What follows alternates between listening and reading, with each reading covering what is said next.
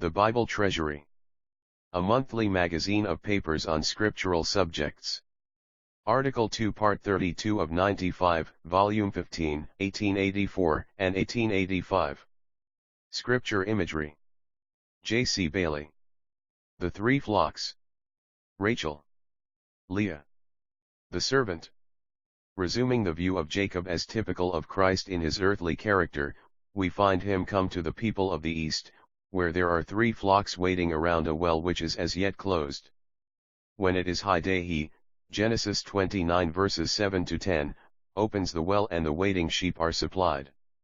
Isaiah prophesies of the future time when Israel shall be third with Egypt and Assyria, whom the Lord of hosts shall bless, saying, Blessed be Egypt my people, and Assyria the work of my hand, and Israel mine inheritance.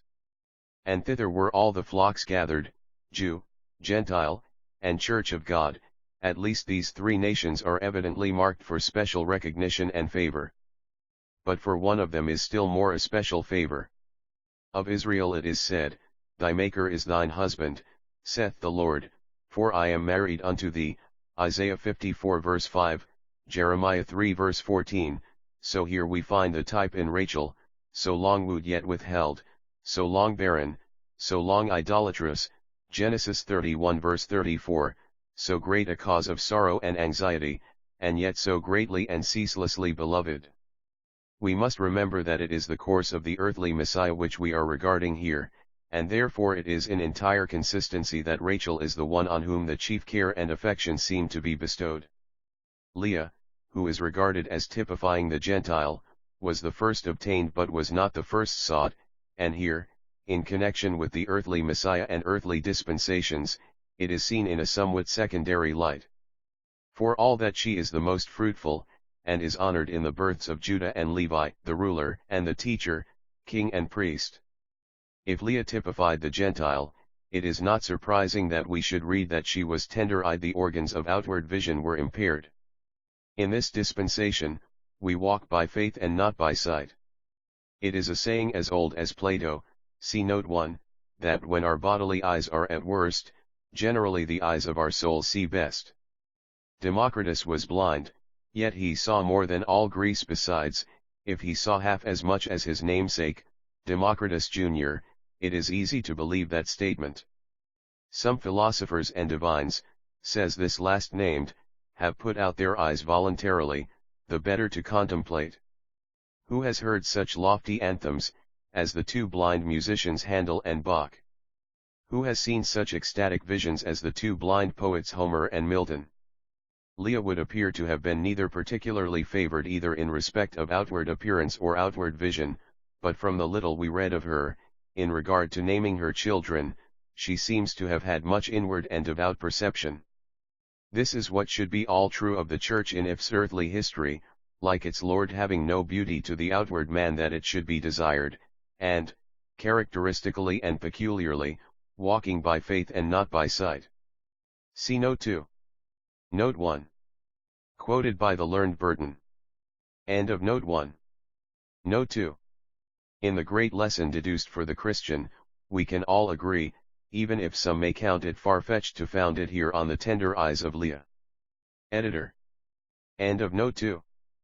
Faith should be of course characteristic of the devout in any dispensation, but there is no dispensation in which it is so emphatically necessary that men should not walk by sight as in this, the Church era, for even Israel had to take some cognizance of the providential and national movements around them and shape their policy to some extent accordingly. But now we are told, Ye are not of the world. Set your affection, or regard, or mind, ta anophronite, on things above. It is well to be accurate here. Walking by sight does not mean the exercise of reason. Sight refers to the outward evidences of mere external things, and may be contrary to faith, as every day we find it may be contrary to reason. For instance, if we look down over the bulwarks of a ship in progress, sight tells us that the water is rushing to the rear and our ship is stationary, but reason convinces us that it is the ship that moves and not the water. Reason, true reason not mere reasoning, never can contradict faith but travels in the same line, though in an infinitely lower plane.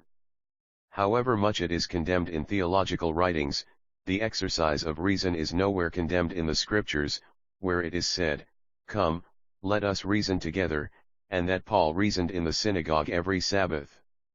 A powerful opponent, see note, of Christianity, says in a sarcastic passage, "Our most holy religion is founded on faith, not on reason, and it is a sure method of exposing it, to put it to such a trial, the trial of reason, as it is by no means fitted to endure." This foolish kind of attack no doubt has got some encouragement from well-intentioned persons who spend their time in reasoning against the use of reason as if it were not God's very best providential gift. Nor is sight itself to be condemned. Is that not also a divine gift? It is the walking by it that is condemned, for it is a mere dead reckoning, and no sailor would travel by such means, that is, by calculation from the log and the steerage, when there is a single star visible in the heavens to guide him. Note. David Hume. End of note. But in order to effect this union, Jacob has to serve through weary years of bondage. He is a typical servant too, in some small sense not unworthy to foreshadow him who took on him the form of a servant. He submits to the wrongs of an injurious master in silence, he serves patiently, and suffers without complaint.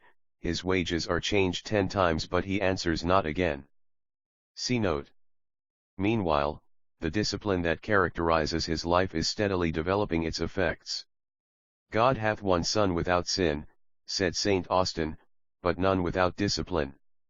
Note. J. G. Bellet. End of note.